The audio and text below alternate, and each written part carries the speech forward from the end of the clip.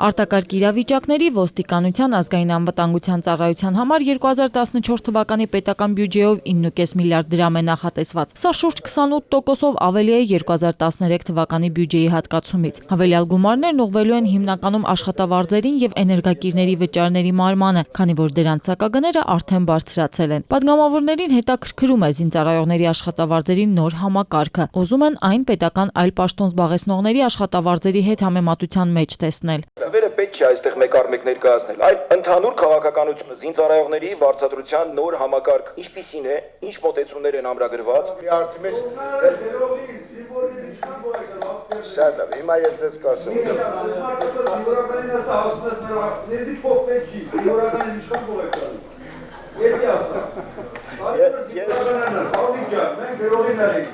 Ոստիկանությունը եւ ազգային անվտանգությունը հավասարեցված է աշխատավարձները։ Պաշտպանության նախարարության աշխատավարձները փոքր-ինչ ավելի բարձր են։ Պավել Սաֆարյանը հավելում է, բազան լինելու է նվազագույն աշխատավարձը եւ շարունակում է հնչեցնել միջին աշխատավարձերի թվեր, բայց պատգամավորները այս պատասխանը չէին ակնկալում։ Վարչապետ առավոտյան եւ պարոն ֆինանսների նախարարը այսօր էլի առավոտյան ներկայացրեցին, որ հունվարից ուժային կառույցների աշխատավարձները բարձրանում են 10%-ով, սա ֆիքսում ենք։ Հիմա դուք ստեղ բարձրացրեցիք երկու թիվ։ Այսինքն երկրորդ թիվը ի նկատի ունեք, որ մենք պետք է ընդունենք ազգային ժողովը պետք է ընդունի այն օրենքը, չէ՞, բայց դեռ ազգային ժողովը օրենքը չընդունած, դուք թիվը հրապարակում եք։ Համար մենք հաստվի։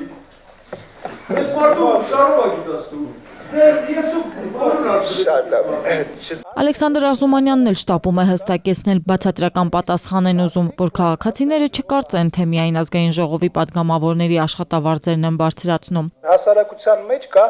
այնպիսի կարծիք, որ ազգային ժողովը հավաքվել է կառավարության հետ միասին, իրանք տնավարի իրենց աշխատավարձները բարձրացնում են։ Մենք ձեզ ասում ենք, թվայ մի քիչ բացատրական բան տվեք։ Այն ոստիկանը, որ գիշերու զոր չի գնում, գնում հանրագործության դեմ պայքարում է, այդ մարդիկ են ապահովում մեր անվտանգությունը։ Այս սահմանում սպան որ պայքարում է, իրանք են։ Հիմա ուզում եք իմանալ, քանի հազար սպայի վրա